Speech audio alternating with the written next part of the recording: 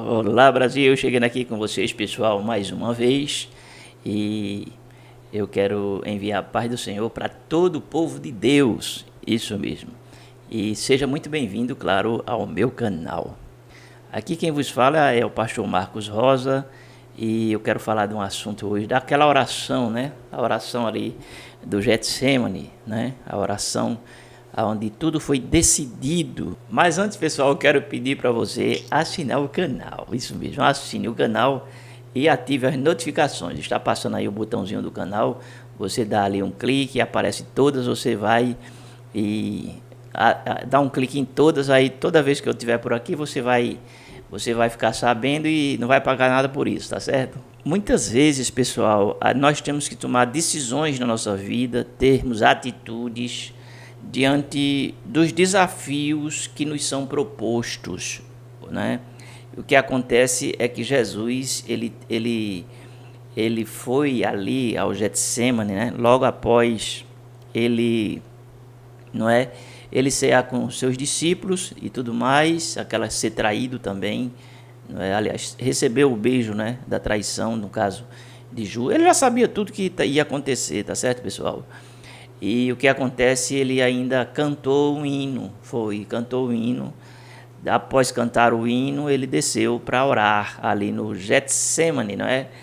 E ali ele faz uma oração, que essa oração, né, ela foi uma oração muito forte. Vamos para a palavra. Em Mateus capítulo 26, não é? O versículo 36, diz assim: Então chegou Jesus com eles a um lugar chamado Getsemane e disse a seus discípulos: Assentai-vos aqui enquanto vou ali orar. Não é? Então lhes disse: A minha alma está cheia de tristeza até a morte. Ficai aqui e velai comigo. E indo um pouco mais para diante, prostrou-se sobre o seu rosto, não é? Orando e dizendo: Meu Pai, se é possível, passa de mim este cálice. Todavia, não seja como eu quero, mas como tu queres. Observe aqui a dependência absoluta de Jesus em relação à decisão do Pai, né? Ou seja, ali Jesus, ele quando ele vai orar, ele diz essa palavra, né? Primeiro ele se angustiou muito, pessoal, ficou triste, se abateu, foi. Ali foi um sofrimento, não é, antecipado. Ele via tudo que ia acontecer. E não foi fácil não, viu? Foi terrível aquele sentimento que ele teve, né, de ver, né, como ele sendo Deus, ele tinha capacidade de ver o que ia acontecer né, a partir ali do dia, quando o dia raiasse, não é, pessoal? E o que acontece é que naquela oração ali foi terrível. Lucas era médico, né? Não sei se você sabe disso, mas Lucas era médico. E Lucas observou que quando ele volta da oração, os poros, né, estavam suando sangue, estava suando sangue, e diz a ciência que quando a pessoa chega a um estado, não é, de pressão, além da conta, existe essa capacidade, não é, do corpo de você suar sangue. Então ali Jesus ele se ajoelha, né, com o rosto praticamente à terra, né, enfim, ou seja, em um estado ali de dependência e também, né, de humilhação, não é? E ele faz essa oração: Pai, se possível, passa de mim este cálice, contudo, não seja como eu quero, mas conforme tu desejas. Então, o que acontece é que Jesus ali, ele estava na dependência de Deus, do Pai, né? Ele já sabia o que tinha que fazer, ele já sabia qual era a sua missão. No entanto, é tipo assim, sempre há uma esperança no final do túnel, né? Uma luz no final do túnel. Mas naquele caso ali não teve luz, não teve esperança, não teve nada. Foi a decisão que o próprio Jesus já estava consciente de tudo aquilo que fazia parte daquele processo, daquele projeto, daquela missão e tudo mais, não é? Ele sabia que ia à cruz, ele sabia que ia morrer pela humanidade, ia derramar o seu sangue pela humanidade. Ali a resposta de Deus, a Bíblia não fala Deus falando com ele assim, em termos de Enfim, agora por que que isso aconteceu, pessoal? Aconteceu pelo fato justamente dessa questão da consciência, não é? Porque não tem coisa que seu pai fala para você, né, algo e você, às vezes você quer, por exemplo, que haja uma mudança naquilo que seu pai falou, né? Estou dizendo pai materialmente falando, entende? Mas aí você pergunta, isso aconteceu muito com a gente, né? Eu já vou entrar para 60 anos e a gente tinha esse costume. Pai, não sei o que, queria mudar aquilo que o pai já tinha determinado. Um tipo assim, entende? E o que acontece foi que o pai, ele fica em silêncio. Nosso pai material, a gente às vezes quer mudar uma coisa, o pai fica em silêncio. Quando o pai fica em silêncio, a gente já sabe que o pai não quer mudar, tem que ser aquilo que ele disse, pronto e acabou. Entende? Então, trazendo aqui para a Bíblia, né, dá a entender que o pai ficou em silêncio. Foi. Ixi, já estou me emocionando. E naquele momento, claro, Jesus já tinha consciência, já sabia, tinha consciência, tinha certeza e convicção da sua missão. Entende, pessoal? Ele sai daquela oração já sabendo que tinha que se cumprir na vida dele aquilo que havia sido, claro, profetizado, determinado, falado, né? Escrito, enfim.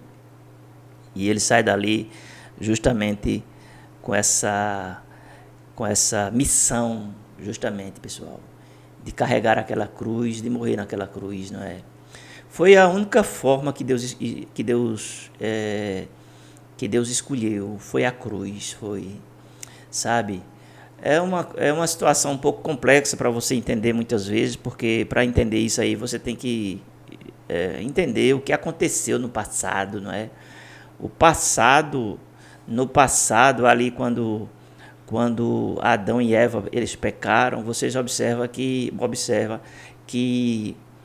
Deus ali ele matou um animal, foi, porque a Bíblia diz que os corpos de Adão e Eva foram cobertos com pele de animais. Então, subentende-se que ali foi o primeiro sacrifício, primeira vez que derrama-se sangue para justamente encobrir o pecado da pessoa. Entende o que eu estou querendo dizer?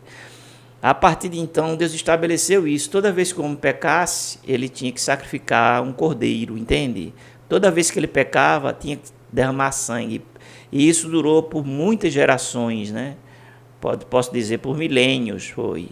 Essa tradição, ou seja, o cordeiro representava justamente aquela questão de absolvição quando o sangue era derramado, entende o que eu estou querendo dizer? Isso era feito todo ano com as famílias, entende?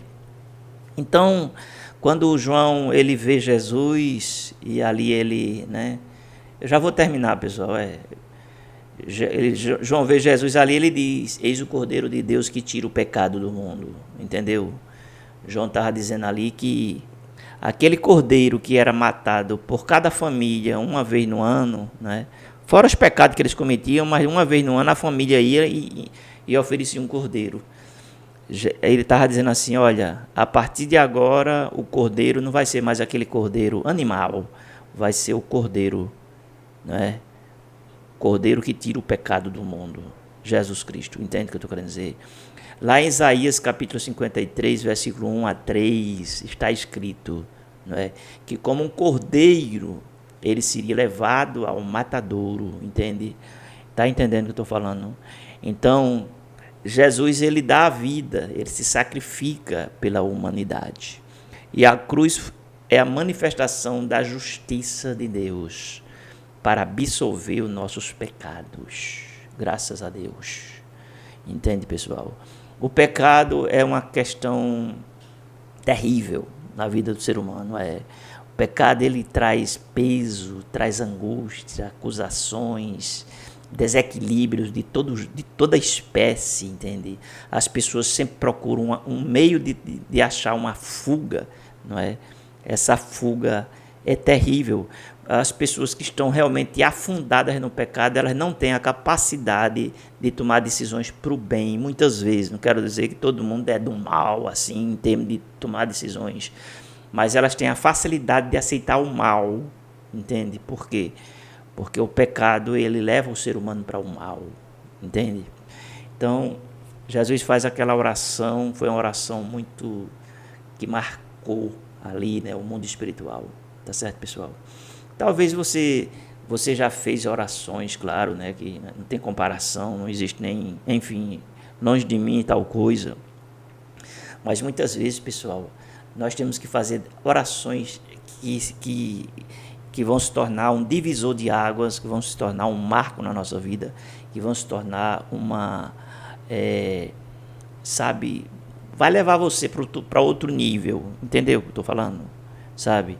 Então, vamos orar agora, porque talvez você tenha que enfrentar assim, uma grande situação na sua vida. Jesus tinha que enfrentar a cruz, os algozes, não é? O carrasco, não é? Enfim, aqueles soldados romanos violentos, não é? A multidão, né? Tudo isso. Então vamos orar para que a gente possa vencer, porque é a vontade de Deus que a gente vença, tá bom, pessoal? Meu Deus, no nome de Jesus queremos orar, Pai, e agradecer porque o Senhor enviou a solução para nossas vidas. Meu Deus, muito obrigado.